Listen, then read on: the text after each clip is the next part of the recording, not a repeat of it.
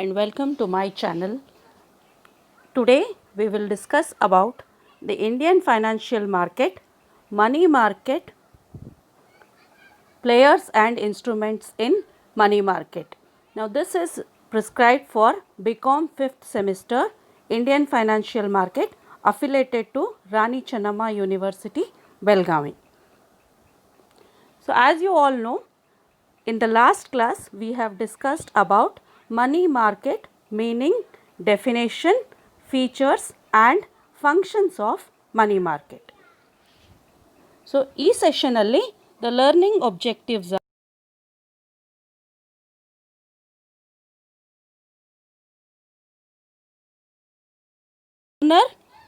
after understanding this session, after going through this session, they will be able to understand who are the players of money market and what are the various money market instruments.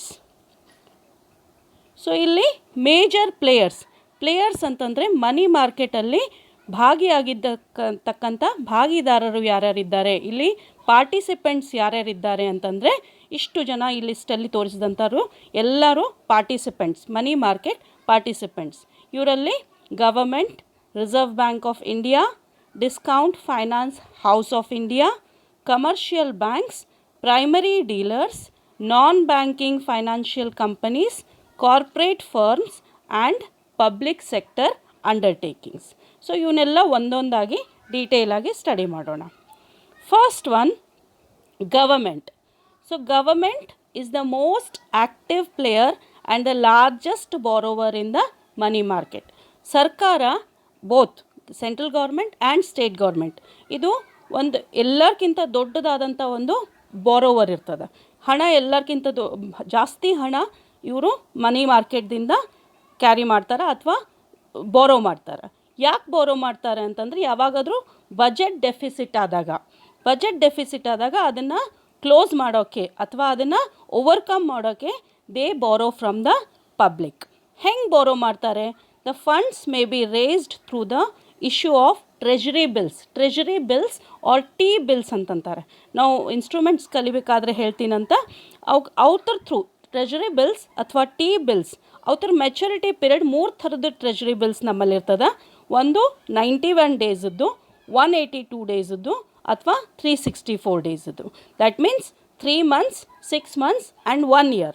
So ಈ maturity ಇದ್ದಂಥ period ಇದ್ದಂಥ treasury ಬಿಲ್ಸ್ನ raise ಮಾಡಿ ಫಂಡ್ಸನ್ನು raise ಮಾಡ್ತಾರೆ, ಪಬ್ಲಿಕ್ಕಿಂದ ಫಂಡ್ಸನ್ನು collect ಮಾಡ್ತಾರೆ. So government is the most active ಮತ್ತು ಲಾರ್ಜೆಸ್ಟ್ ಬಾರೋವರ್. ಎಲ್ಲರಿಗಿಂತ ದೊಡ್ಡ ಬಾರೋವರ್ ಯಾರು? That is government. Second one, reserve bank of India, R B I.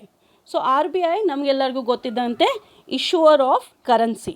So ಒಂದು ಕಂಟ್ರಿಯಲ್ಲಿ, ಒಂದು ದೇಶದಲ್ಲಿ ಎಷ್ಟು ಕರೆನ್ಸಿ ಇರಬೇಕು, ಶಾರ್ಟ್ ಟರ್ಮ್ ಆಗಿ ಎಷ್ಟು ಕರೆನ್ಸಿ ಇರಬೇಕು, ಎಷ್ಟು ಪ್ರೈಸ್ ಇರಬೇಕು, ಎಕನಾಮಿಕ್ ಗ್ರೋತ್ ಹೆಂಗಿರಬೇಕು, ಅದನ್ನೆಲ್ಲ ಡಿಸೈಡ್ ಮಾಡುವಂಥ ಒಂದು ನಿಯಂತ್ರಕ ಯಾರು ಅಂತಂದರೆ ಅದು reserve bank of India. So ಅದರ್ ರಿಲೇಟೆಡ್ ಆಗಿಯೇ ಅವ್ರೇನು ಮಾಡ್ತಾರೆ, ಕರೆನ್ಸಿಯನ್ನು ಅಥವಾ ಕ್ಯಾಶನ್ನು ರೇಸ್ ಮಾಡ್ತಾರೆ. ಆಮೇಲೆ it plays role of merchant banker to the government. Merchant banker ಅಂದರೆ ವಾಣಿಜ್ಯ ಬ್ಯಾಂಕರ್ ಅಂತ ಅರ್ಥ. ಹಾಗಂದ್ರೆ ಏನು? ಈಗ ಸಪೋಸ್ ಯಾವುದೇ ಕಂಪನಿ ಒಂದು ಶೇರ್ಸನ್ನು ಇಶ್ಯೂ ಮಾಡ್ತಿದ್ರಂತಂದರೆ ಅವರು ಒಂದು ಬೇರೆ ಕಂಪನಿಯ ಹೆಲ್ಪ್ ತೊಗೋತದ, ಆ ಇಶ್ಯೂ ಮ್ಯಾನೇಜ್ಮೆಂಟ್ಗೋಸ್ಕರ ಬೇರೆ ಕಂಪನಿಯ ಹೆಲ್ಪ್ ತೊಗೊತದ. ಅದಕ್ಕೆ ಮರ್ಚೆಂಟ್ ಬ್ಯಾಂಕರ್ ಅಂತ ಕರೀತಾರೆ. ಸಿಮಿಲರ್ಲಿ ಗವರ್ಮೆಂಟ್ ಏನಾರ ಶೇರ್ಸ್ ಇಶ್ಯೂ ಮಾಡ್ತಿದ್ರಂತಂದರೆ ಅದು ಆರ್ ಬಿ ಐ ಹೆಲ್ಪ್ ತೊಗೊತದ. So in this way R B I plays the role of merchant banker. Government shares issue ಮಾಡಬೇಕಂದ್ರೆ R B I merchant banker ರೋಲನ್ನು ಇಶ್ಯೂ ಮಾಡ್ತದೆ. ಹೆಂಗೆ ಇಶ್ಯೂ ಮಾಡ್ತದೆ? As I told, treasury bills ಮತ್ತು ಬೇರೆ ಸೆಕ್ಯೂರಿಟೀಸನ್ನು issue ಮಾಡಿಬಿಟ್ಟು ಫಂಡ್ಸನ್ನು ಗವರ್ಮೆಂಟ್ಗೋಸ್ಕರ race ಮಾಡಿ ಕೊಡ್ತದೆ. So it issues treasury bills and other government securities to raise funds for the government. Government ಯಾವುದೇ ಟ್ರೆಜರಿ ಬಿಲ್ಸನ್ನು ಇಶ್ಯೂ ಮಾಡಬೇಕಂದ್ರೆ ಅದು ಆರ್ ಬಿ ಐ ಥ್ರೂನೇ ಇಶ್ಯೂ ಮಾಡ್ತದೆ. R B I on behalf of government ಅದು ಟ್ರೆಜರಿ ಬಿಲ್ಸನ್ನು ಇಶ್ಯೂ ಮಾಡ್ತದೆ. Third one, discount and finance house of India. ಇದು ಒಂದು ಮಧ್ಯವರ್ತಿ ಇರ್ತದೆ. ಮನಿ ಮಾರ್ಕೆಟ್ ಒಳಗೆ ಒಂದು ಮಧ್ಯವರ್ತಿಯಾಗಿ ಕೆಲಸ ಮಾಡ್ತದೆ. ಏನಿದ್ರ ಅರ್ಥ? ಇದು ಆ್ಯಕ್ಚುಲಿ ಸ್ಟಾರ್ಟ್ ಆಗಿದ್ದು ಮಾರ್ಚ್ 1988 ಆಮೇಲೆ ಇಟ್ಸ್ ಕಮೆನ್ಸ್ಡ್ ಇನ್ ತನ್ನ ಆಪ್ರೇಷನ್ಸನ್ನು ಅಥವಾ ತನ್ನ ಕಾರ್ಯವನ್ನು ಕಮೆನ್ಸ್ ಮಾಡಿದ್ದು April 1988ನಿಂದ. The main objective of this money market institution is to facilitate smoothing of short-term liquidity imbalance by developing an active secondary market for the money market instrument. So main ಆಗಿ ಶಾರ್ಟ್ಕಟ್ನಾಗ ಹೇಳಬೇಕಂತಂದರೆ discount and finance house of India, ಆಮೇಲೆ ಇನ್ನೊಂದು ಬರ್ತದೆ primary dealers, ಅದ್ರ ಬಗ್ಗೆನೂ ಹೇಳ್ತೀನಿ. ಇವೆರಡು ಮಧ್ಯವರ್ತಿಯಾಗಿ ಕೆಲಸ ಮಾಡ್ತಾವೆ. ಹೆಂಗೆ ಮಧ್ಯವರ್ತಿಯಾಗಿ ಕೆಲಸ ಮಾಡ್ತಾವಂತಂದರೆ commercial bills of exchange, trade bills ಇವು ಯಾವುದರ ಇತ್ತಂತಂದರೆ ಇವ್ರನ್ನ ಡಿಸ್ಕೌಂಟಿಂಗ್ ಮಾಡೋಕ್ಕೆ ಹೆಲ್ಪ್ ಮಾಡ್ತದೆ. Through commercial banks through discounting ಮಾಡೋಕ್ಕೆ ಹೆಲ್ಪ್ ಮಾಡ್ತದೆ. ಇವು ಒಂದು ಶಾರ್ಟ್ ಟರ್ಮ್ ಲಿಕ್ವಿಡಿಟಿನ ಇಮಿಡಿಯೇಟಾಗಿ ನಿಮಗೆ ದುಡ್ಡು ಬೇಕಾಗಿತ್ತಂತಂದರೆ ನೀವು ಕಮರ್ಷಿಯಲ್ ಬಿಲ್ಸನ್ನು ಡಿಸ್ಕೌಂಟ್ ಮಾಡ್ಬೋದು. ಆ ಡಿಸ್ಕೌಂಟಿಂಗ್ ಎಲ್ಲಿ ಆಗ್ತದೆ? ಈ ಒಂದು ಇನ್ಸ್ಟಿಟ್ಯೂಷನ್ನಲ್ಲಿ ಆ ಡಿಸ್ಕೌಂಟಿಂಗ್ ಆಗ್ತದೆ. Okay, similarly next ಹೇಳೋದಂತಂದರೆ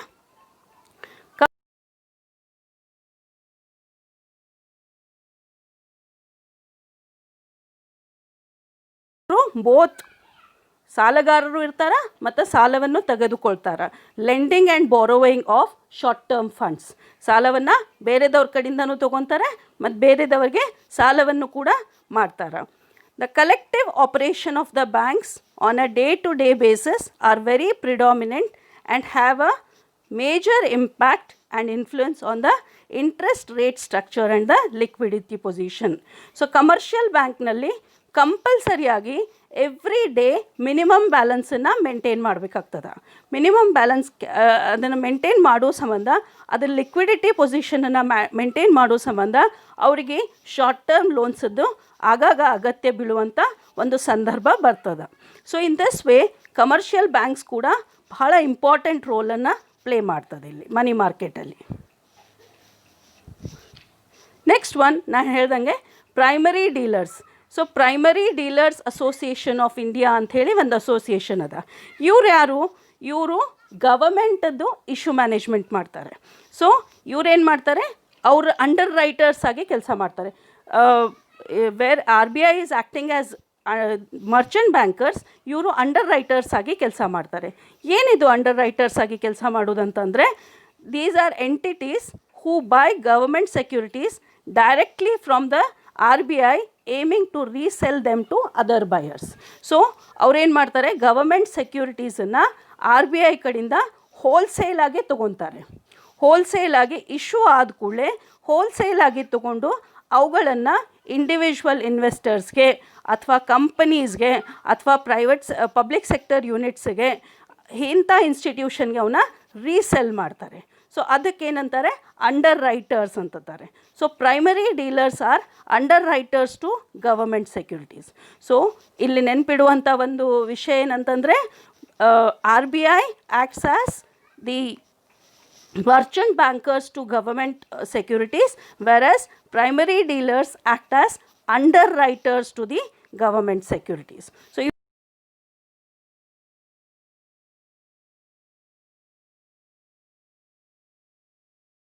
banking financial companies ಮತ್ತು ಬ್ಯಾಂಕಿಂಗ್ ಫೈನಾನ್ಷಿಯಲ್ ಕಂಪನೀಸ್ ಡಿಫ್ರೆನ್ಸ್ ಏನಂತಂದರೆ, ಬ್ಯಾಂಕಿಂಗ್ ಫೈನಾನ್ಷಿಯಲ್ ಕಂಪನೀಸಲ್ಲಿ ನಾವು ಚೆಕ್ಕನ್ನು ಇಶ್ಯೂ ಮಾಡ್ಬೋದು, ಚೆಕ್ ಕ್ಲಿಯರೆನ್ಸ್ ಆಗ್ತದೆ ಮತ್ತು DD ಕ್ಲಿಯರೆನ್ಸ್ ಆಗ್ತದೆ. Versus in non banking financial companies ಇವು ಎರಡೂ ಕ್ಲಿಯರೆನ್ಸಸ್ ಆಗ್ತಿರಂಗಿಲ್ಲ. ಇವೆರಡನ್ನು ಬಿಟ್ಟರೆ almost similar functions non banking ಮತ್ತು ಫೈನಾನ್ಷಿಯಲ್ ಬ್ಯಾಂಕಿಂಗ್ ಮತ್ತು ನಾನ್ ಬ್ಯಾಂಕಿಂಗ್ ಫೈನಾನ್ಷಿಯಲ್ದು ಸೇಮ್ ಫಂಕ್ಷನ್ಸ್ ಇರ್ತದೆ. ಒಂದೇ ಒಂದು ಡಿಫ್ರೆನ್ಸ್ ಅಂದರೆ ಅಲ್ಲಿ ಚೆಕ್ಕು ಮತ್ತು DD ಕ್ಲಿಯರೆನ್ಸ್ ಆಗ್ತದೆ ಬ್ಯಾಂಕಿಂಗ್ ಫೈನಾನ್ಷಿಯಲ್ ಕಂಪ್ನೀಸ್ನಾಗ, ನಾನ್ ಬ್ಯಾಂಕಿಂಗ್ ಫೈನಾನ್ಷಿಯಲ್ ಕಂಪನೀಸ್ನಾಗ ಚೆಕ್ಕು ಮತ್ತು DDದು ಕ್ಲಿಯರೆನ್ಸ್ ಆಗಂಗಿಲ್ಲ. Okay, so there are non banking financial intermediaries which lend short term funds to the borrowers in the money market. ಯಾವುದಿದು financial intermediaries? ಈಗ for example saving banks ಅಂತಂದರೆ ನಿಮ್ಮ suppose postal bank saving ಇರ್ತದೆ, ಆಮೇಲೆ insurance companies ಇರ್ತದೆ, provident funds ಇರ್ತದೆ, pension fund ಇರ್ತದೆ. ಇವರೆಲ್ಲರೂ ನಾನ್ ಬ್ಯಾಂಕಿಂಗ್ ಫೈನಾನ್ಷಿಯಲ್ ಕಂಪನೀಸಲ್ಲೇ ಬರ್ತಾರೆ. ಇವರೆಲ್ಲನೂ ಆ ದುಡ್ಡನ್ನು ಇಟ್ಕೊಂಡು ಕೂಡಂಗಿಲ್ಲ, ಅವತ್ತನ್ನು ನೆಕ್ಸ್ಟ್ ಲೆವೆಲಕ್ಕೆ ಅವತ್ತನ್ನು ಇನ್ವೆಸ್ಟ್ಮೆಂಟ್ ಮಾಡ್ತಾರೆ. ಹೆಂಗೆ ಇನ್ವೆಸ್ಟ್ಮೆಂಟ್ ಮಾಡ್ತಾರೆ? They invest in both money market and capital market instruments. ಎರಡೂ ಇನ್ಸ್ಟ್ರೂಮೆಂಟ್ಸಲ್ಲಿ ಶಾರ್ಟ್ ಟರ್ಮ್ ಮತ್ತು ಲಾಂಗ್ ಟರ್ಮ್ ಇನ್ಸ್ಟ್ರೂಮೆಂಟ್ಸಲ್ಲಿ ಅವರು ಅದನ್ನು ಇನ್ವೆಸ್ಟ್ಮೆಂಟ್ ಮಾಡ್ಕೊತ ಹೋಗ್ತಾರೆ. ನೆಕ್ಸ್ಟ್ ಬಂದುಬಿಟ್ಟು corporate firms and public sector undertakings. Corporate firms operate in money market to raise short-term funds to meet their daily working capital requirement. So corporate firm mainly ಎದಕ್ಕೆ ಮನಿ ಮಾರ್ಕೆಟಿಗೆ ಬರ್ತಾರಂತಂದರೆ ಅವ್ರ ದಿನನಿತ್ಯದ working capital requirements ಏನಿರ್ತದೆ ಅದನ್ನು fulfil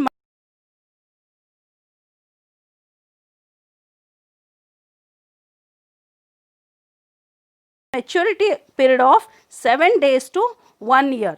These papers are issued at discount and redeemed at face value on maturity. Commercial papers ಒಂದು unsecured instrument ಆಗಿದ್ದು maturity period ಬಂದುಬಿಟ್ಟು 7 days, minimum 7 daysದಿಂದ 1 year ತನಕ ಅದು ಮೆಚುರಿಟಿ ಪೀರಿಯಡ್ ಇರ್ತದೆ. ಇವತ್ತನ್ನ ಡಿಸ್ಕೌಂಟಕ್ಕೆ ಇಶ್ಯೂ ಮಾಡಿಬಿಟ್ಟು ಮೆಚುರಿಟಿ ಫೇಸ್ ವ್ಯಾಲ್ಯೂ ಮೆಚುರಿಟಿ ಆದ ತಕ್ಷಣ ಅವನ್ನ ಫೇಸ್ ವ್ಯಾಲ್ಯೂ ಮೇಲೆ ಅದನ್ನು ಮರಳಿ ರಿಡೀಮ್ ಮಾಡ್ಕೊತಾರೆ. ಅಂದರೆ ಏನು? ಈಗ for example the face value of a commercial bill is 100 rupees. Okay, so ಅದನ್ನು ಡಿಸ್ಕೌಂಟಿಗೆ ಇಶ್ಯೂ ಮಾಡ್ತಾರೆ. ಡಿಸ್ಕೌಂಟಿಗೆ ಅಂದರೆ 95 rupeesಗೆ ಇಶ್ಯೂ ಮಾಡಿ ತಿರ್ಗಾ ಮರಳಿ ಖರೀದಿಸು ಮುಂದೆ ಅದನ್ನು 100 rupeesಗೆ ಖರೀದಿಸ್ತಾರೆ. So the difference in amount between the buying value and the redeeming value is the return to the investors. Okay, so these are unsecured instrument. This is the most unsecured instrument. So these corporate firm use both organized and unorganized sectors of money market. So corporate firms ಬಂದ್ಬಿಟ್ಟು companies ಬಂದ್ಬಿಟ್ಟು ಇವ್ರು ಏನು ಮಾಡ್ತಾರೆ, both organised ಮತ್ತು unorganised ಮನಿ ಮಾರ್ಕೆಟನ್ನು ಸಂಘಟಿತ ಮತ್ತು ಅಸಂಘಟಿತ ವಲಯವನ್ನು ಉಪಯೋಗ ಮಾಡ್ಕೊತಾರೆ. ಓಕೆ, ಬಟ್ ಜಾಸ್ತಿ ಯೂಸ್ ಮಾಡುವಂಥ ಯಾವುದು ಆರ್ಗನೈಸ್ಡ್ ಮನಿ ಮಾರ್ಕೆಟನ್ನು ಯೂಸ್ ಮಾಡ್ತಾರೆ, ಆರ್ಗನೈಸ್ಡ್ ಸೆಕ್ಟರನ್ನು ಮಾತ್ರ ಯೂಸ್ ಮಾಡ್ತಾರೆ. ನೆಕ್ಸ್ಟ್ ಒನ್ ಬಂದ್ಬಿಟ್ಟು public sector undertakings. Public sector undertakings ಕೂಡ ರೆಪ್ಯೂಟೆಡ್ ಪಬ್ಲಿಕ್ ಸೆಕ್ಟರ್ ಅಂಡರ್ಟೇಕಿಂಗ್ಸ್ ಏನು ಮಾಡ್ತಾರೆ, ಕಮರ್ಷಿಯಲ್ ಪೇಪರ್ಸನ್ನು ಇಶ್ಯೂ ಮಾಡ್ತಾರೆ to finance their working capital requirement. Right, ಅವ್ರ ಕಮರ್ಷಿಯಲ್ ಪೇಪರ್ಸ್ ಬಗ್ಗೆ ಈಗ ತಾನೇ ಹೇಳಿದೆ.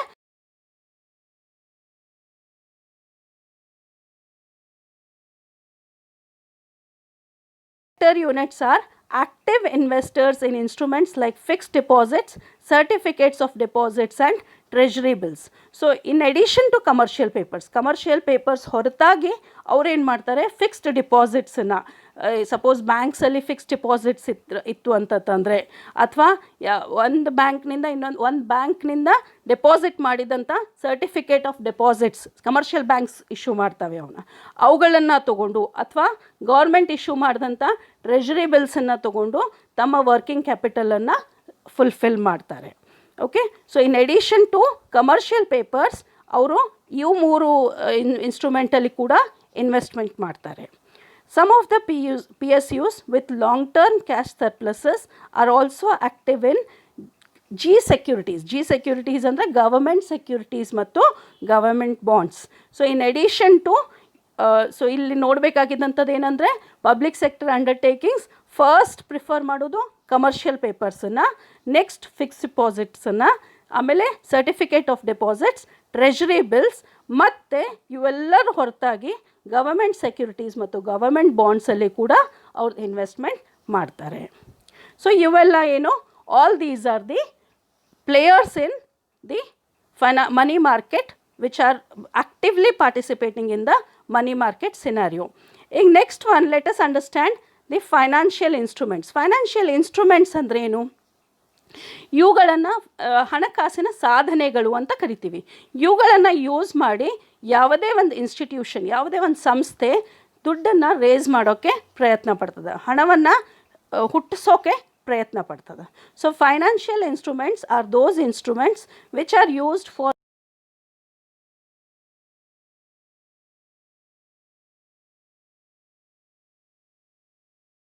Securities and claims. So financial assets ಆಗಿರಬಹುದು ಅಥವಾ ಸೆಕ್ಯೂರಿಟೀಸ್ ಆಗಿರಬಹುದು ಅಥವಾ ಯಾವುದೇ ಹಕ್ಕುಪತ್ರಗಳಾಗಿರಬಹುದು. Okay, the financial instruments that are used for raising and supplying money in a short period. So ನಾವು ಮನಿ ಮಾರ್ಕೆಟ್ ಹೇಳಬೇಕಾದ್ರೆ ಹೇಳಿನಿ, ಮನಿ ಮಾರ್ಕೆಟ್ ಏನಾಗ್ತದೆ ಇಲ್ಲಿ ಶಾರ್ಟ್ ಟರ್ಮ್ ಲೋನನ್ನು ನಾವು ರೇಸ್ ಮಾಡ್ತೀವಿ. ಇಲ್ಲಿ ಶಾರ್ಟ್ ಟರ್ಮ್ ಲೋನನ್ನು ಮಾತ್ರ ನಾವು ಇಲ್ಲಿ ಎಕ್ಸಸ್ ಮಾಡ್ಕೊತೀವಿ. ಸೊ ಶಾರ್ಟ್ ಟರ್ಮ್ ಅಂದಾಗ not exceeding 1 year, not exceeding 1 year through money market are called money market instruments. So money market ಇನ್ಸ್ಟ್ರೂಮೆಂಟಲ್ಲಿ ಮೇನ್ ನಾವು ನೆನಪಿಡುವಂಥ ವಿಷಯ ಏನಂತಂದರೆ, ಇವೆಲ್ಲ ಇನ್ಸ್ಟ್ರೂಮೆಂಟ್ಸ್ ಮೆಚ್ಯೂರಿಟಿ ಹೆಂಗಾಗ್ತದೆ, ವಿದಿನ್ 1 year ಮೆಚ್ಯೂರ್ ಆಗುವಂಥ ಇನ್ಸ್ಟ್ರೂಮೆಂಟ್ಸ್ ಇರ್ತಾವೆ. ಇವೆಲ್ಲ ಸಾಧನಗಳನ್ನು ಓವರ್ನೈಟ್, ಒಂದು ದಿನದಿಂದ ಹಿಡ್ಕೊಂಡು 1 ವರ್ಷದೊಳಗಾಗಿ ಇವೆಲ್ಲ ಇನ್ಸ್ಟ್ರೂಮೆಂಟ್ಸು ಮೆಚ್ಯೂರ್ ಆಗುವಂಥ ಒಂದು ವಿಷಯ ಇರ್ತದೆ ಅಥವಾ ಒಂದು ಕಂಡೀಷನ್ ಇರ್ತದೆ. Okay, so let us understand what are the instruments in money market. So basically illi there are around 7 instruments of money market. Which are those? First one is call money and short notice money. Second one is commercial bills. Third one is commercial papers. Amele certificate of deposits, treasury bills, repurchase agreement, idanna repo anta karitivi. Last one, collateralized borrowing and lending obligation, CBLO ಅಥವಾ interbank participation certificate. So let us understand each one of this. First one, call money or notice money. ಇಲ್ಲಿ 2 ಬರ್ತದೆ, ಕಾಲ್ ಮನಿ ಅಂತ ಒಂದು ಬರ್ತದೆ, notice money ಅಂತ ಒಂದು ಬರ್ತದೆ. So ಒಂದು ದಿವಸಕ್ಕೋಸ್ಕರ ಇಲ್ಲಿ ಏನಂತ ಹೇಳ್ತಾರೆ ಅವರು, when the money is borrowed or lent for a day, ಒಂದು ದಿವಸಕ್ಕೆ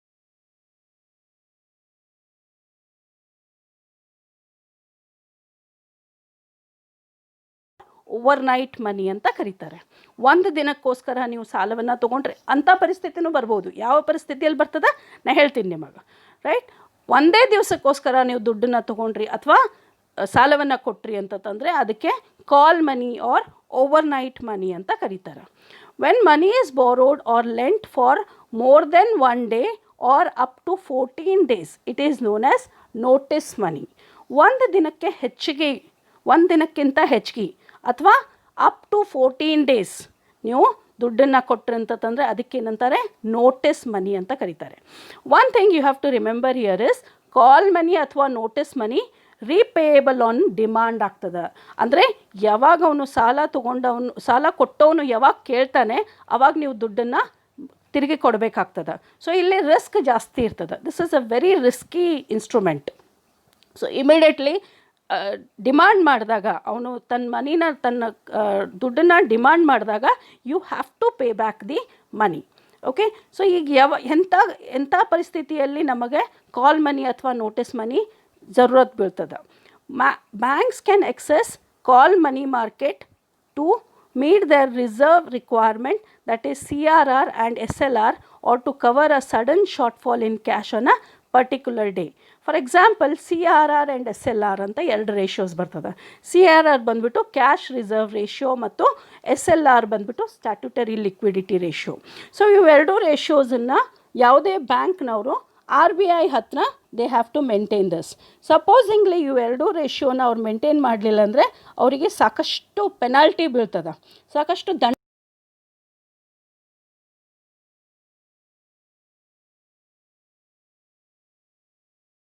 ಶಾರ್ಟ್ಫಾಲ್ ಆಯಿತು ಬ್ಯಾಂಕ್ಸ್ ಹತ್ರ, ಇಮಿಡಿಯೇಟ್ ಒಂದು ಹೆವಿ ರಿಕ್ವೈರ್ಮೆಂಟ್ ಬಂತು ಅಂತ ಅನ್ಕೋರಿ.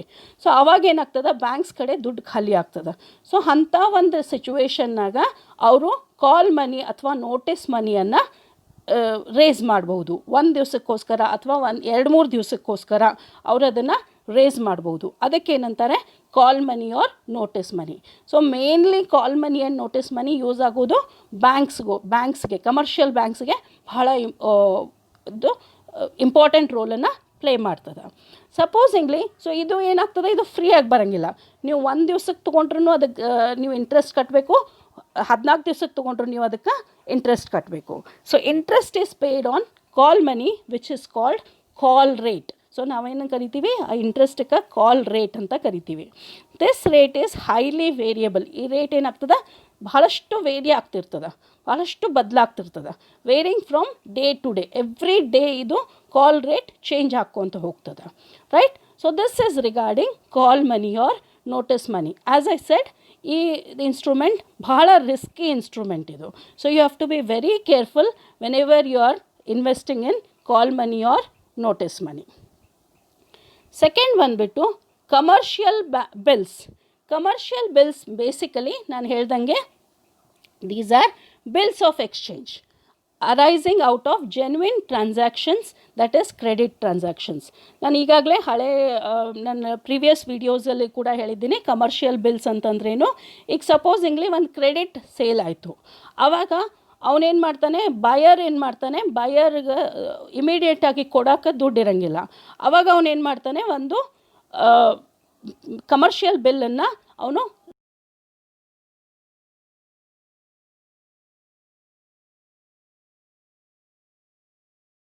ವಿದಿನ್ 90 days ನಿಮ್ಮ ದುಡ್ಡನ್ನು ತಿರ್ಗಾ ಕೊಡ್ತೀನಿ ಅಂಥೇಳಿ ಒಂದು ಬಿಲ್ ರೆಡಿ ಮಾಡಿಬಿಟ್ಟು ಅದನ್ನು ಸೆಲ್ಲರಿಗೆ ಕಳಿಸ್ತಾನೆ. ಸೆಲ್ಲರ್ ಅದನ್ನು ಎಕ್ಸೆಪ್ಟ್ ಮಾಡ್ಕೊಂಡು ಕೂಡಲೇ ಆ bill of exchange it becomes the trade bill. Bill of exchange buyer ready ಮಾಡಬೇಕಾದ್ರೆ ಅದು ಬಿಲ್ ಆಫ್ ಎಕ್ಸ್ಚೇಂಜ್ ಇರ್ತದೆ. ಅದನ್ನು ಎಕ್ಸೆಪ್ಟ್ ಮಾಡ್ಕೊಂಡು ಕೂಡಲೇ ಅದು ಟ್ರೇಡ್ ಬಿಲ್ ಆಗ್ತದೆ. ಆಮೇಲೆ ಅದನ್ನು ಡಿಸ್ಕೌಂಟ್ ಮಾಡ್ತಾನೆ. ಅವನಿಗೇನು, ಈಗ ಸೆಲ್ಲರ್ ಹತ್ರ ಬಿಲ್ ಆಫ್ ಎಕ್ಸ್ಚೇಂಜ್ ಬಂದ ಕೂಡಲೇ ಅವನು ಅದನ್ನು ಎಕ್ಸೆಪ್ಟ್ ಮಾಡ್ಕೊತಾನೆ. ಬಟ್ ಅವನಿಗೆ 90 days 3 months ವೆಯ್ಟ್ ಮಾಡುವಷ್ಟು ಅವನಿಗೆ ಪೇಷನ್ಸ್ ಇರೋಂಗಿಲ್ಲ. ಸೊ ಅವನೇನು ಮಾಡ್ತಾನೆ, ಕಮರ್ಷಿಯಲ್ ಬ್ಯಾಂಕ್ಸಿಗೆ ಹೋಗಿಬಿಟ್ಟು ಆ ಬಿಲ್ಲನ್ನು ಡಿಸ್ಕೌಂಟ್ ಮಾಡ್ತಾನೆ. ಆ ಡಿಸ್ಕೌಂಟ್ ಮಾಡಿದಾಗ ಅದು ಬ್ಯಾಂಕ್ ಏನು ಮಾಡ್ತದೆ, ಆ ಬಿಲ್ಲಲ್ಲಿ ಒಂದು ಸ್ವಲ್ಪ ಅಮೌಂಟನ್ನು ಕಟ್ ಮಾಡಿಕೊಂಡು ರಿಮೈನಿಂಗ್ ಅಮೌಂಟನ್ನು ದಿ ಸೆಲ್ಲರಿಗೆ ಪೇ ಮಾಡ್ತದೆ. That time it becomes a commercial bill. ಆಮೇಲೆ 90 days ಆದ ಕೂಡಲೇ ಕಮರ್ಷಿಯಲ್ ಬ್ಯಾಂಕ್ ಏನು ಮಾಡ್ತದೆ, ಬಯರ್ ಕಡೆ ಹೋಗಿಬಿಟ್ಟು ಆ ದುಡ್ಡನ್ನು ತೊಗೊಂಡು ಆ ಬಿಲ್ಲನ್ನು ಕ್ಲಿಯರ್ ಮಾಡ್ತದೆ. It is self liquidating bill. 90 days ಆದ ಕೂಡಲೇ ಆ ಬಿಲ್ಲದ ವಾಯ್ದೆ ಮುಗೀತದ. ಸೆಲ್ಲರ್ ಏನು ಮಾಡ್ತಾನೆ, ಆ ಬಿಲ್ಲದ ಅಮೌಂಟನ್ನು ಕಮರ್ಷಿಯಲ್ ಬ್ಯಾಂಕ್ಸಿಗೆ ಪೇ ಮಾಡ್ತಾನೆ. ರೈಟ್. ಸೊ ಇಲ್ಲಿ 3 ಟರ್ಮಿನಾಲಜೀಸ್ ಬರ್ತದೆ. First one bill of exchange. ಬಿಲ್ಲನ್ನು ರೆಡಿ ಮಾಡುವಾಗ ಅದು ಬಿಲ್ ಆಫ್ ಎಕ್ಸ್ಚೇಂಜ್ ಆಗಿರ್ತದೆ. ಸೆಲ್ಲರ್ ಅದನ್ನು ಎಕ್ಸೆಪ್ಟ್ ಮಾಡ್ಕೊಂಡಾಗ ಅದು ಟ್ರೇಡ್ ಬಿಲ್ ಆಗ್ತದೆ. ಬ್ಯಾಂಕರ್ ಅದನ್ನು ಡಿಸ್ಕೌಂಟ್ ಮಾಡಿದಾಗ ಅದು ಕಮರ್ಷಿಯಲ್ ಬಿಲ್ ಆಗ್ತದೆ. ಆಮೇಲೆ next one, they may be inland or foreign bills. Domestic ಆಗಿ ವಿದಿನ್ ದ ಕಂಟ್ರಿನೂ ಆಗಬಹುದು ಅಥವಾ ಫಾರಿನ್ ಎಕ್ಸ್ಪೋರ್ಟಿಂಗ್ ಬಿಲ್ಸ್ನೂ ಆಗಬಹುದು. ನಾವು ಡೊಮೆಸ್ಟಿಕ್ ಟ್ರೇಡ್ ಇದ್ದಾಗ ಅದು ಇನ್ಲ್ಯಾಂಡ್ ಬಿಲ್ಸ್ ಆಗ್ತದೆ. ಎಕ್ಸ್ಪೋರ್ಟ್ ಇಂಪೋರ್ಟ್ ಇದ್ದಾಗ ಅದು ಫಾರಿನ್ ಬಿಲ್ಸ್ ಆಗ್ತದೆ. ದೇ ಕ್ಯಾನ್ ಬಿ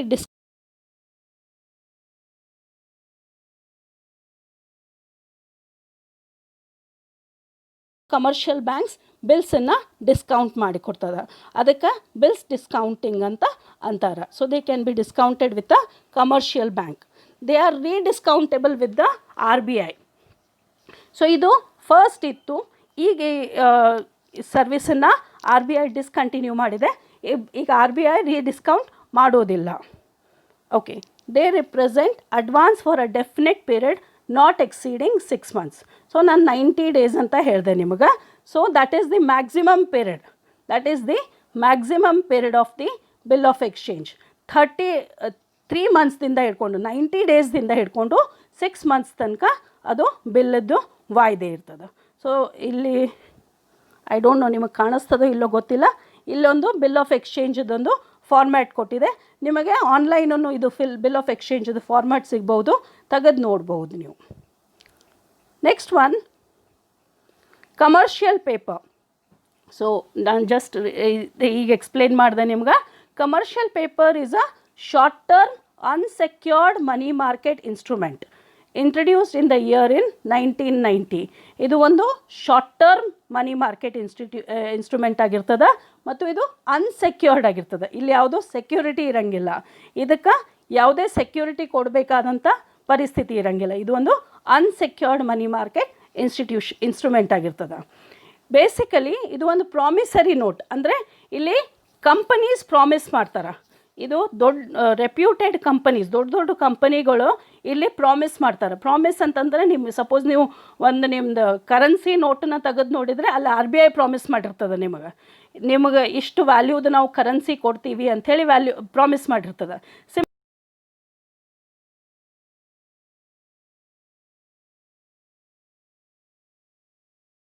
ಅಷ್ಟು ದುಡ್ಡನ್ನು ನಾವು ನಿಮಗೆ ಕೊಡ್ತೀವಿ ಅಂಥೇಳಿ ಅದನ್ನು ಪ್ರಾಮಿಸ್ ಮಾಡಿರ್ತದೆ, ಅದಕ್ಕೇನಂತೀವಿ ಪ್ರಾಮಿಸರಿ ನೋಟ್ ಅಂತ ಅಂತೀವಿ.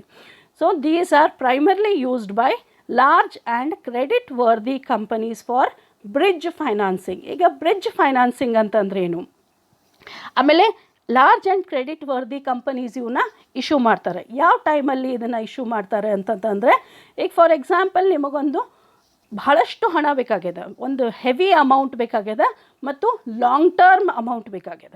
ಸೊ ಲಾಂಗ್ ಟರ್ಮ್ ಅಮೌಂಟ್ ಬೇಕಾದಾಗ ನೀವು ಮನಿ ಮಾರ್ಕೆಟ್ಗೆ ಹೋಗುವ ವಿಚಾರ ಇರೋಂಗಿಲ್ಲ ನಿಮಗೆ. ಲಾಂಗ್ ಟರ್ಮ್ ಇದ್ದಾಗ ನೀವು usually you go for the capital market, ನೀವು ಶೇರ್ಸನ್ನು ಇಶ್ಯೂ ಮಾಡಬೇಕಂತೀರಿ. ಬಟ್ ಶೇರ್ಸನ್ನು ಇಶ್ಯೂ ಮಾಡಬೇಕಂದ್ರೆ ದರ್ ಇಸ್ ಅ ಪ್ರೊಸೀಜರ್, ಅದು ಬಹಳಷ್ಟು ಸ್ಟೆಪ್ಸ್ ಅದ, ಅಲ್ಲಿ ಬಹಳಷ್ಟು ಫೇಸಸ್ ಅದ ಅದರಲ್ಲಿ. ಸೊ ಅವೆಲ್ಲ ಫೇಸಸ್ಗೆ ಫಾರ್ ಎಕ್ಸಾಂಪಲ್ ನಿಮಗೆ ಪ್ರಾಸ್ಪೆಕ್ಟಸ್ ಮಾಡಬೇಕು, ಆಮೇಲೆ ಅವ್ರನ್ನ ಅಡ್ವರ್ಟೈಸ್ಮೆಂಟ್ ಮಾಡಬೇಕು, ಆಮೇಲೆ ಅವ್ನು ಇಶ್ಯೂ ಮಾಡಬೇಕು. ಸೊ ಇದರಲ್ಲೆಲ್ಲ ನಿಮಗೆ ದುಡ್ಡು ಖರ್ಚಾಗ್ತದೆ ಅಥವಾ ಮನಿ ಖರ್ಚಾಗ್ತದೆ. ಸೊ ಆ ದುಡ್ಡನ್ನು ನೀವೇನು ಮಾಡ್ತೀರಿ, ಆ ದುಡ್ಡನ್ನು ನೀವು ರೇಸ್ ಮಾಡೋಕೆ ಏನು ಮಾಡ್ತೀರಿ, ಕಮರ್ಷಿಯಲ್ ಪೇಪರ್ಸನ್ನು ಇಶ್ಯೂ ಮಾಡ್ತೀರಿ. So that is a short amount, little amount which is used for short term requirement. So ಅಲ್ಲಿ ನೀವು ಕ್ಯಾಪಿಟಲ್ ಮಾರ್ಕೆಟ್ ಬೇಕಾಗುವಂಥ, ನಿಮಗೇನು ಇಶ್ಯೂ ಮಾಡೋಕ್ಕೆ ಬೇಕಾಗುವಂಥ ದುಡ್ಡು ಇರ್ತದೆ, ಆ ದುಡ್ಡನ್ನು ನೀವು ಕಮರ್ಷಿಯಲ್ ಪೇಪರ್ಸ್ ಥ್ರೂ ರೇಸ್ ಮಾಡ್ತೀರಿ. ಅದಕ್ಕೇನಂತಾರೆ, ಬ್ರಿಡ್ಜ್ ಫೈನಾನ್ಸಿಂಗ್ ಅಂತ ಅಂತಾರೆ. Right. Companies pay interest rate lower than the market rate. So ಇದು ಒಂದು ಡಿಸ್ಅಡ್ವಾಂಟೇಜ್ ಅಂತಲೇ ಹೇಳ್ಬೋದು ನೀವು. ಇಲ್ಲೇನಾಗ್ತದೆ, ಕಂಪನೀಸ್ ಮಾರ್ಕೆಟ್ ರೇಟ್ಗಿಂತ ಕಡಿಮೆ ದರದಲ್ಲಿ, ಕಡಿಮೆ ಇಂಟ್ರೆಸ್ಟ್ ದರದಲ್ಲಿ ನಿಮಗೆ ರಿಟರ್ನ್ಸನ್ನು ಕೊಡ್ತಾರೆ. ಆಮೇಲೆ ಬಟ್ ಅಗೇನ್ ಇದು ಡಿಸ್ಕೌಂಟಲ್ಲಿ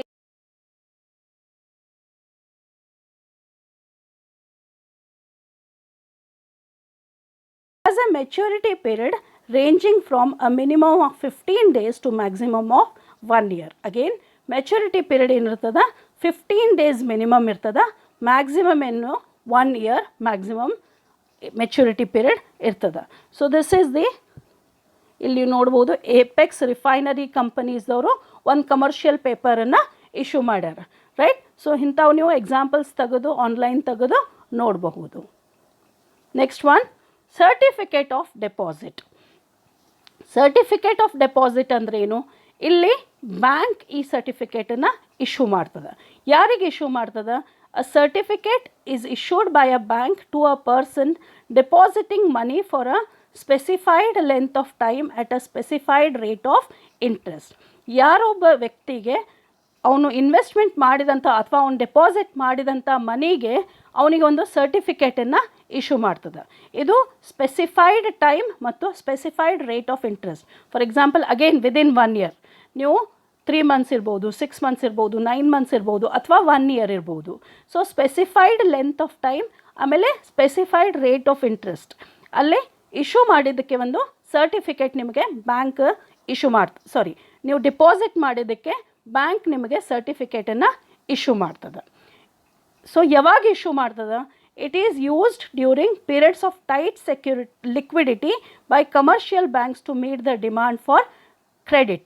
ಸೊ ಟೈಟ್ ಲಿಕ್ವಿಡಿಟಿ, ನಿಮ್ಮ ಕಮರ್ಷಿಯಲ್ ಬ್ಯಾಂಕ್ಸದ್ದು ಲಿಕ್ವಿಡಿಟಿ ಭಾಳ ಟೈಟ್ ಇರ್ತದೆ, ಅಂದರೆ ಭಾಳ ಕಡಿಮೆ ಲಿಕ್ವಿಡಿಟಿ ಇದ್ದಾಗ ಅವ್ರೇನು ಮಾಡ್ತಾರೆ, ನಿಮಗೆ ಸರ್ಟಿಫಿಕೇಟನ್ನು ಇಶ್ಯೂ ಮಾಡಿಬಿಟ್ಟು ದುಡ್ಡನ್ನು they raise the money, commercial banks raise the money.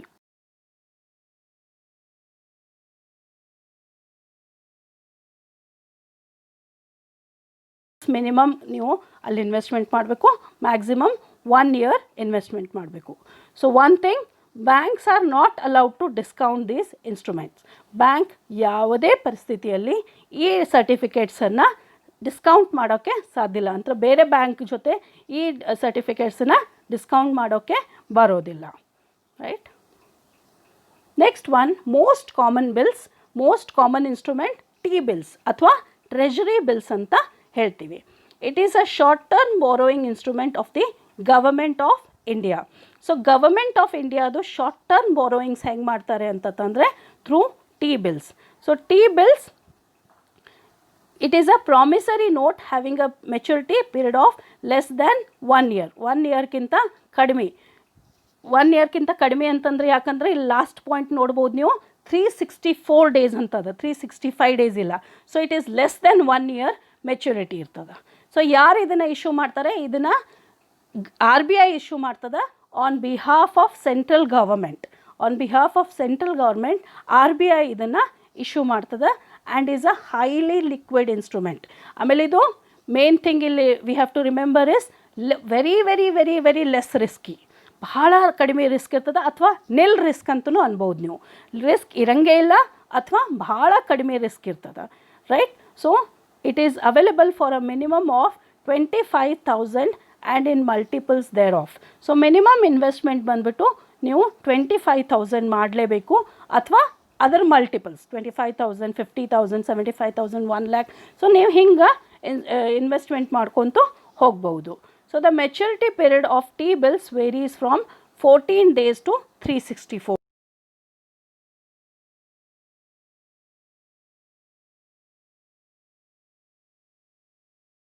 Okay. Next one, repurchase agreement or repo ಅಂತ ಕರೀತಾರೆ. ಸೊ ಇಲ್ಲಿ repurchase agreement or reverse repurchase agreement ಅಂತ ಎರಡು ಬರ್ತದೆ. ಸೊ ಏನಿದು repurchase agreement, also known as repo or sale and repurchase agreement is a form of short term borrowings mainly in government securities. So ಇದು mainly work ಆಗೋದು ಎಲ್ಲಾಗ್ತದೆ ಅಂತಂದ್ರೆ government ಸೆಕ್ಯೂರಿಟೀಸಲ್ಲಿ work ಆಗ್ತದೆ. ಸೊ ಇಲ್ಲೇನಿರ್ತದೆ, ಒಬ್ಬ ಬಯರ್ ಇರ್ತಾನೆ, ಒಬ್ಬ ಸೆಲ್ಲರ್ ಇರ್ತಾನೆ. ಸೊ ಬಯರ್ ಏನು ಹೇಳ್ತಾನೆ, ನಾನೀಗ ನಿನ್ನ ಕಡೆಯಿಂದ ಸೆಕ್ಯೂರಿಟೀಸನ್ನು ಕೊಂಡ್ಕೋತೀನಿ ವಿತ್ ಅ ಕಂಡೀಷನ್ ದ್ಯಾಟ್ ಇದೇ ಸೆಕ್ಯೂರಿಟಿನ ಮುಂದಿನ ತಿಂಗಳು ಅಥವಾ within 1 year within 1 year any time ನಾನು ಅದನ್ನು ತಿರ್ಗಾ ನಿನಗೆ ಈ ಪ್ರೈಸಲ್ಲಿ ನಿನಗೆ ಸೇಲ್ ಮಾಡ್ತೀನಿ ಅಂಥೇಳಿ ಒಂದು ಟೈಮನ್ನು ಫಿಕ್ಸ್ ಮಾಡ್ಕೊತಾರೆ. ಇಬ್ಬರೂ ಅದಕ್ಕೆ ಸೆಲ್ಲರ್ನೂ ಎಗ್ರಿ ಆಗ್ತಾನೆ, ಬಯರ್ನೂ ಎಗ್ರಿ ಆಗ್ತಾನೆ. ಇದು ರೀಪರ್ಚೇಸ್ ಅಗ್ರಿಮೆಂಟ್. ಸೆಲ್ಲರ್ ಹೊಳ್ಳಿ ಈ ಸೆಕ್ಯೂರಿಟೀಸನ್ನು ನಾನು ನಿನಗೆ ಸದ್ಯಕ್ಕೆ ಮಾರಾಕತ್ತೀನಿ with a promise or with a condition that next ಕೆಲವೊಂದು ದಿವಸದಲ್ಲಿ ನಾನು ಇದನ್ನು ಈ ಪ್ರೈಸಲ್ಲಿ ನಿನ್ನ ಕಡೆಯಿಂದ ಕೊಂಡು ತಗೋತೀನಿ ಅಂಥೇಳಿ ಸೆಲ್ ಮಾಡಿದಾಗ ಅದಕ್ಕೆ ರಿವರ್ಸ್ ರೀಪೋ ಅಂತಂತ ಅಂತಾರೆ.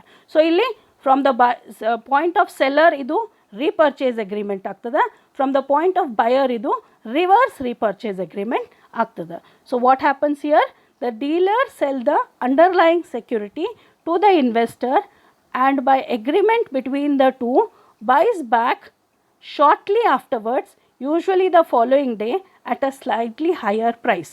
So ಅದು ಕಡಿಮೆ ದರ ಇರಬೇಕು, ಹೈಯರ್ ಪ್ರೈಸರ್ ಇರಬೇಕು ಅಥವಾ ಸೇಮ್ ಪ್ರೈಸರ್ ಇರಬೇಕು.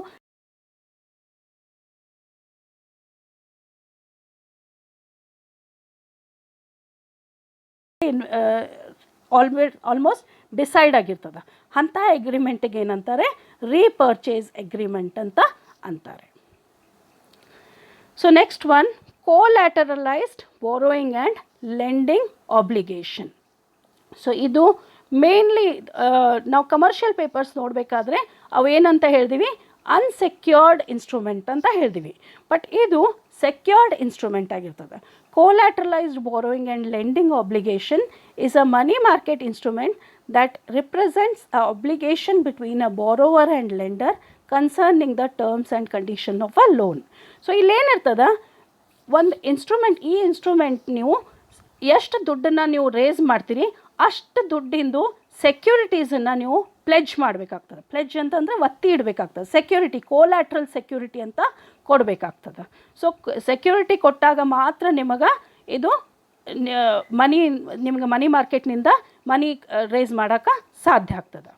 ಸಿ ಬಿ ಎಲ್ಲು allows those restricted from using the interbank call money in India to participate in short-term money market. So ಯಾರು ಕಾಲ್ ಮನಿನ ಯೂಸ್ ಮಾಡಬಾರ್ದಂತಾರೋ, ಯಾಕಂದರೆ ನಾನು ಹೇಳ್ದಂಗೆ call money market is very risky.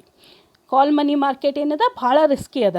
ಯಾಕಂದರೆ you have to pay the amount on demand. ಯಾವಾಗ demand ಮಾಡ್ತಾರೆ ಅವಾಗ ದುಡ್ಡು ಕೊಡಬೇಕಾಗ್ತದೆ.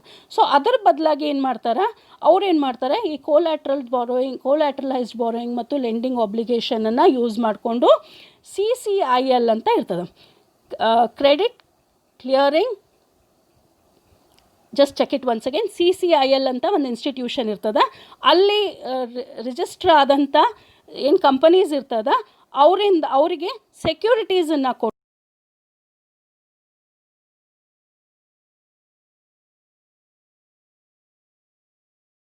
Borrowing and lending obligation. Last one, interbank participatory certificate. Interbank participatory certificate is a short-term money market instrument used by banks to meet their short-term requirement. Again, ಇದು short term ರಿಕ್ವೈರ್ಮೆಂಟನ್ನು use ಮಾಡೋಕ್ಕೆ ಈ money market ಇನ್ಸ್ಟ್ರೂಮೆಂಟನ್ನು use ಮಾಡ್ತೀವಿ. These are used to even out the short-term liquidity with the banking system, particularly when the imbalances affect the maturity mix of asset in the bank book. Under this, a bank may sell a part or any of its loan asset to bank. So ಏನು ಮಾಡ್ತಾರೆ, ಇದು ಒಂದು ಬ್ಯಾಂಕ್ನಿಂದ ಇನ್ನೊಂದು bank ಅದನ್ನು ತಮ್ಮ ಲೋನನ್ನು cell ಮಾಡ್ಕೊತಾರೆ, ತಮ್ಮ ಸಾಲವನ್ನು ಸೆಲ್ ಮಾಡ್ಕೊತಾರೆ.